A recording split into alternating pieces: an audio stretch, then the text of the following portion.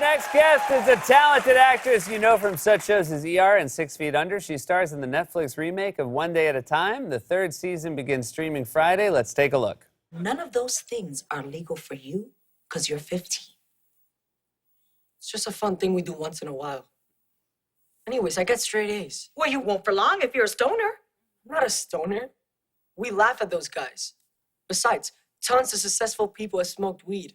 Barack Obama, Steve Jobs, Oprah. Unemployed, dead, and Gail just said that to get ratings.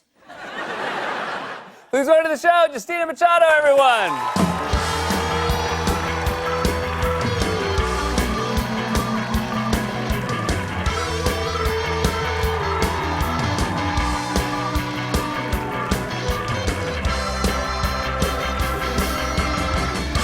Hi, Justina. Hi, I'm good. Congratulations on season 3. You know, for people who don't watch this show, this is both a traditional sitcom, but it also, you know, it tackles issues that are very modern. You play Cuban American, war veteran, single mom, dealing with PTSD.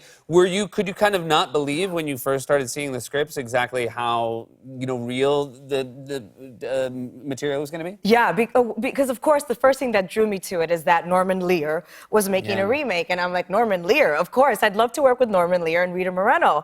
And so I hadn't even read anything yet. But when I had to go read for him and they gave me the script is when I discovered, wow, this is amazing. This is such a layered monologue. There's so much in here. You know, so many times as a Latina actress, you're put in boxes. You know, it's either you're like the over-sexualized Latina, or you're the asexual cop, or you're the suffering mother, or you're all of these things. And it was this woman who was just layered and just fantastic and had so much humanity. So, yeah, it was incredible. And here is Norman right here. You wouldn't think he's the guy who's going to help a Latina be multi-layered. But there he is. One of the best of all time. He is. He has a lot of help from our wonderful showrunners, Gloria Calderon-Kellett and Mike Royce. So, yes, definitely. And it was lovely to meet Gloria backstage as well. I know, I'm so she happy came to she's support here. me. The first season led up to a quinceañera. You had one. I did. I had a really ghetto quinceañera. Now, how so? Well, you know, I'm from a working class family in the inner city of Chicago, and we didn't have a lot of money. So my mother was like, no, you're not having a quinceañera. And I thought, yes, I am having a quinceañera. And I went around and I asked every family member for money, and even my cousin made the dress for me. We rented this ghetto hall on North Avenue in Chicago, in Chicago, called Norbel. And upstairs from the hall was a hotel for hookers. Oh, wow. Yeah.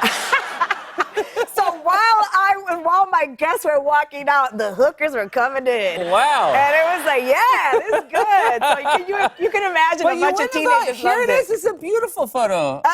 Come on, look at this. Look at that hair. Look at those things. Oh, my God.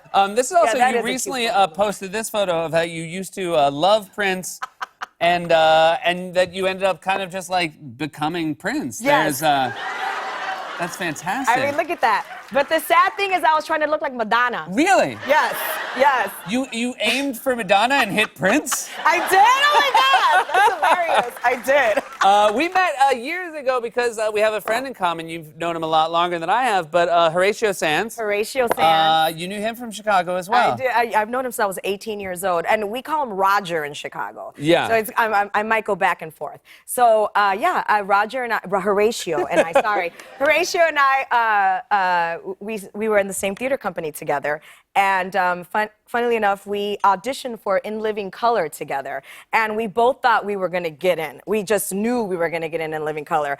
I went to the audition with a bunch of props, but nothing. Like I had no material. I had no material. Okay, gotcha. But I had a big styrofoam penis that I thought would really work. Okay. You didn't know what you were going to do with it. You just thought this is a good thing to have. It's a good thing to have. Anyway, we both kind of bombed. And I remember sitting down talking to each other. And I said, don't worry, Raj. You're one of the funniest guys I know. One of these days, you're going to be on Saturday Night Live. And then it happened. And I said, what? Yeah. I should have said that about myself. What? And he was like, and if they ever reboot One Day at a Time. Exactly. You're the Bonnie Franklin. Exactly. And you get to work with Rita Moreno. That just must be amazing. She's fantastic. I mean, she's exactly what you would imagine she's a living legend, and she's so dynamic and energetic, and she's an incredible acting partner, and just a wonderful human being to be around. So yeah, it's great. It's great all around. Well, congratulations. I'm so happy it's back, and I'm so happy you're doing it. Thanks so much for being here. Thank you, Seth.